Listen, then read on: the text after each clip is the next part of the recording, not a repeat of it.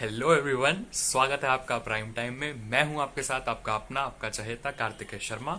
और आज के इस शो में हमारी शो की शोभा बढ़ाने आ रहे हैं एक ऐसी शख्सियत, एक ऐसी पर्सनालिटी 2021 में इतना गजब का फोड़ा, इतना गजब का स्कोर लाया है। उनसे हम बात करेंगे, उनके बारे में जानेंगे, उनसे काफी सारे क्वेश्चंस भी करेंगे। हमारे बीच में आ रहे हैं Harjas Singh. Harjas, over to you. तो hello everyone, this is Harjat Singh और मेरा नीट में स्कोर 656 है और ये मेरा फर्स्ट अटेम्प्ट था। प्लस मैंने अपनी नीट की प्रिपरेशन क्लास 12th में शुरू की थी और इसी वजह से शायद मैं इस इंटरव्यू में हूँ। कैसा लग रहा है हरजस आपको इस इंटरव्यू में आके, हमारी इंटरव्यू की शोभा बढ़ाने में? नहीं मतलब इतना प्राउड मोमेंट तो मैं पहली बार है कि मेरा नीट क्लियर हुआ था, तब इतना खुश नहीं हुआ था जितना अभी खुश हो रहा हूँ कि आपके साथ में बैठा हूँ मैं। बताना चाहूंगा हरजस की पूरी जर्नी बहुत मोटिवेटिंग है और बहुत अच्छी पर्सनालिटी है हरजस। आप उनके बारे में जानेंगे, आपको भी बहुत मोटिवेशन फील होगा। तो आज हरजस से हम काफी सारी बातें करेंगे, काफी सारे सवाल पूछेंगे। आप जब हरजस की कहानी सुनेंगे तो आपको बहुत ज्यादा मोटिवेटिंग लगेगी, है ना हरजस? इतना झूठ काफी है ना आपके लिए? थोड़ा सा और बोल देते तो और मजा आता। मेरे को इतनी खुशी हो रही है ना, क्या बताऊं। तो हरजस, आप ये बताइए, नीट में इतना अच्छा स्कोर लाने के बाद, इतना इतना अच्छा फोड़ने के बाद आपकी लाइफ में क्या क्या चेंजेस आए? अरे मैं क्या बताऊं यार, इतनी खुशी हो रही, इतनी खुशी हो रही, मैं मतलब सहन नहीं हो रही, मतलब पूछने ही जा रहा हूँ मैं, बस क्या बताऊं। तो आपकी लाइफ में क्या क्या चेंजेस आए हरजस? लाइफ में ऐसा था कि पहले सोशल लाइफ पूरी खत्म हो गई थी जब मैं नीट के लिए मतलब क्लास 12th में शुरू किया। इस वजह से ऐसा था कि बहुत ज़्यादा कम टाइम था मेरे पास, तो इस वजह से सारे सोशल कनेक्शंस में तोड़ दिया था। ना सोशल मीडिया, ना फ्रेंड्स, ना सोशल लाइफ, ये सब चीज़ खत्म हो गई थी। और जैसे ही नीट मतलब एग्जाम दे के आया, तब मेरे को ऐसा लग रहा था कि क्रैक हो जाएगा। उसके बाद से मैं इतने ज़्यादा मज़े कर रहा हूँ, मतलब जैसे कहीं भी जा रहा हूँ, दिन भर घर के बाहर इतना घूम रहा हूँ। मतलब क्या लाइफ है यार, मतलब ये ड्रीम लाइफ है मेरी। मतलब लोगों से ये सुन रहा हूँ कि डॉक्टर साहब, डॉक्टर साहब, और जो भी मिल रहा है कांग्रेचुलेशंस दे रहा है, इतनी खुशी। जो देख रहा है वो गाइड कर दो भैया, ऐसी चीज। मतलब ऐसा इतना ज्यादा एक्सपेक्टेशन नहीं थी। बिल्कुल हरजस, आपकी इस बात से मैं बिल्कुल एग्री करूंगा। ये नीट में अचीव करने के बाद जब हमने अपने यूट्यूब चैनल्स खोले और उसमें जब हम लोगों को इन्फ्लुएंस कर पा रहे हैं, तो मुझे भी पर्सनली बहुत ज़्यादा अच्छा लग रहा है लोगों की हेल्प करने में। तो अगला सवाल हरजस जो मैं आपसे पूछना चाहता हूँ वो ये है कि इस पूरी जर्नी में आपको फेलियर्स या आपको सेटबैक्स क्या क्या आए थे? मेन फेलियर इसी वजह से आया क्योंकि मैं एक विलेज से बिलोंग करता हूँ और यहाँ पर नीट के लिए या किसी भी कॉम्पिटिटिव एग्जाम के लिए कोई भी कोचिंग अवेलेबल नहीं है। और इस वजह से मैं क्लास 11th में घर से बाहर निकला था, मतलब शहर की ओर निकला था कि मेरे कोई कोचिंग मिल जाएगी।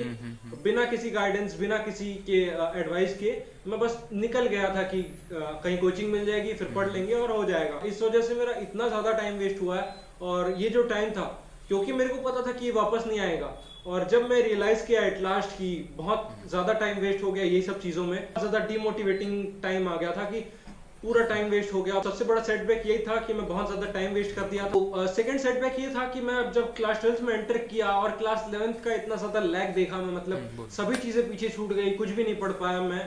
तो ये रियलाइज हुआ कि कोई भी चैप्टर में आप कर नहीं सकता, मतलब क्योंकि 11th क्लियर नहीं तो 12th नहीं हो सकता। पर इस चीज के लिए मैं ऐसे इंप्रूव कर लिया कि कुछ मतलब चैप्टर्स को डिवाइड कर दिया था। कुछ बेसिक चैप्टर्स थे जिसको पहले पढ़ना पड़ेगा क्लास 12th के, कुछ ऐसे चैप्टर थे जो इंटरलिंक थे क्लास 11th और 12th के, और कुछ अदर चैप्टर्स थे। तो ऐसे डिवाइड करने की वजह से मैं कर पाया था इसको।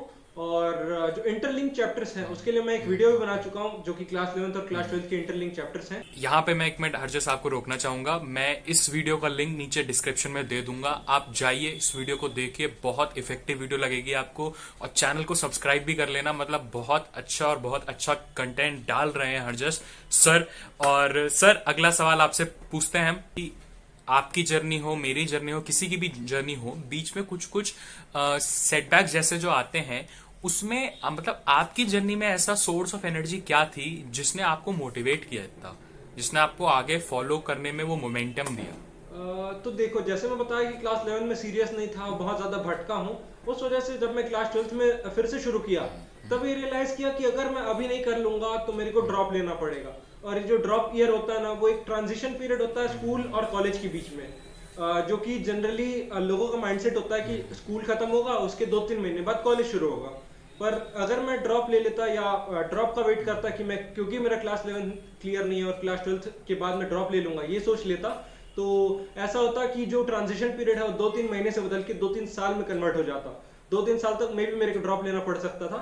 और इस चीज से मैं बहुत ज्यादा डर गया था कि ड्रॉप ले लिया फिर से इतना ज्यादा पढ़ना, लोगों की बातें, और ये चीज मेरे को काफी ज्यादा डरा दी। और यही चीज था जो मेरे को फिर से मोटिवेट करा कि क्लास 12th में मैं 11th और 12th दोनों कवर कर लेता हूँ। मतलब ये कह सकते हैं कि ये ड्रॉप के खौफ ने आपको आगे मोमेंटम दिया, आपको पुश किया, जिसकी वजह से मतलब आपने इतना अच्छा 656 जो इतना बढ़िया स्कोर है वो आपने अचीव किया। इसलिए डर भी थोड़ा जरूरी है।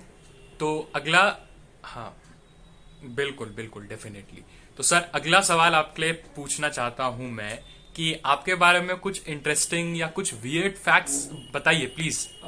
तो ऐसा होता था कि मैं क्लास 10th या 11th तक ऐसा था कि मैं बहुत ज्यादा सोता था। मतलब मैं कभी कभी ऐसा हुआ है कि बोर्ड्स, जब 10th का बोर्ड चल रहा था उस टाइम पे बोर्ड्स दे के आ गया मैं, उसके बाद 14-15 घंटे ऐसे सो जाता था लगातार। मतलब कोई फिक्र ही नहीं थी लाइफ की। तो जब मैं ये चीज रियलाइज किया कि इस वजह से बहुत ज्यादा मैं टाइम वेस्ट कर दे रहा हूँ, और अगर नीट के लिए प्रिपेयर कर रहा हूँ, ऑलरेडी टाइम कम है, तो टाइम तो सेव करना पड़ेगा और सो के मैं टाइम वेस्ट नहीं कर सकता। तो जब ये रियलाइज किया मैं, उसके बाद नए नए चारे लेके आया कि मैं क्या क्या कर सकता हूँ अपनी स्लीप को रोकने के लिए। तो बहुत सारे वीडियोस देखे, बहुत सारी चीजें अप्लाई की, पर एट लास्ट में क्या करने लगा, अपनी चेयर के साथ अपना पैर बांध देता था। उससे क्या होता था कि जब भी मैं चेयर से उठ के बेड पे जाने लगूंगा तो साथ साथ चेयर भी जाएगी और मैं गिर जाऊं, पर नींद से तो उठ जाऊंगा।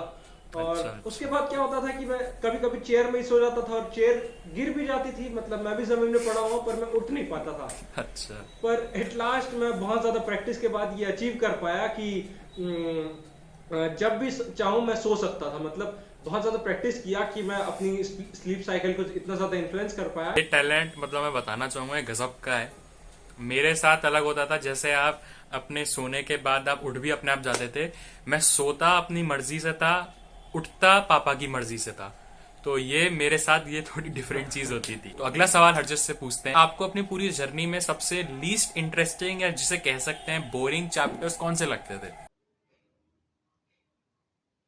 देखो, लीस्ट इंटरेस्टिंग चैप्टर, इसमें मैं शायद क्लीशे हूं कि मेरे को रोटेशनल मोशन जो था फिजिक्स का, वो मे भी हर किसी को पसंद नहीं आता और मेरे को भी पसंद नहीं आता था। मे भी ये बात आपको क्लीशे लग सकती है, पर सच यही है कि मेरे से रोटेशनल मोशन आज तक मेरे को समझ नहीं आया।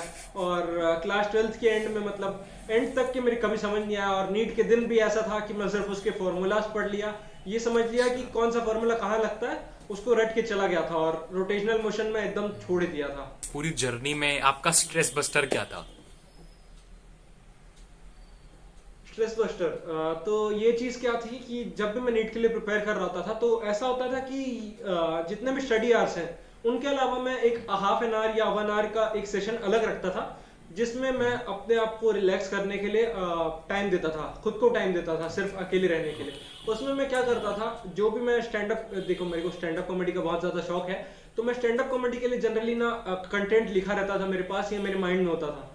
तो उसको मैं ऐसा कर लेता था कि ऐसे सामने माइक रख लिया हूँ और उसके बाद बोल रहा हूँ, स्टैंड अप कॉमेडी कर रहा हूँ, सामने ऐसा एज्यूम कर लेता था कि सामने मेरे लोग बैठे हैं और वो लोग हंस रहे हैं, साथ साथ मैं भी हंस रहा होता था, और ऐसे में मेरा पूरा स्ट्रेस खत्म हो जाता था और पूरा एकदम फुल चार्ज हो जाता था। हरजस, आपसे एक आखिरी सवाल पूछेंगे कि अगर नीट क्रैक नहीं हो रहा होता तो आप कौन सी लाइन को परस्यू कर रहे होते? देखो, मैं जब नीट के लिए प्रिपेयर कर रहा था, जब क्लास 12th में था, तो क्योंकि मेरा एक लाइफ का पार्ट था स्टैंड अप कॉमेडी, तो मे भी मैं उसमें जाता, पर एक प्लान बी साथ में, एकदम ठोस प्लान बी, मतलब प्लान ए सक्सेसफुल नहीं हुआ, मतलब एकदम बढ़िया सा बैकअप मैं साथ में लेके नहीं चला था। और मेरा मानना भी यही था कि अगर आपके पास प्लान बी है तो प्लान ए सक्सेसफुल नहीं होगा। मतलब मैं सारे रास्ते तोड़ दिया था कि मेरे पास और कोई ऑप्शन ही नहीं है, और यही चीज मेरे को काफी मोटिवेट की है कि क्योंकि मेरे पास कोई ऑप्शन नहीं है, इस वजह से मैं नीट की तरफ ज्यादा सीरियस भी हो पाया। और अगर नहीं हुआ होता तो मे भी मैं स्टैंड अप कॉमेडी की ओर जाता। गाइज, आई होप आपको इस वीडियो में से कुछ ना कुछ अच्छा सीखने को मिला होगा। आप इस वीडियो में से कुछ ना कुछ अपने साथ लेके जाइएगा। हरजस के चैनल को जरूर विजिट करना, सब्सक्राइब करना, काफी यूजफुल कंटेंट हरजस वहां पे डाल रहे हैं। So till the next video, keep hustling hard, keep studying hard, keep motivating yourself, take care, bye bye.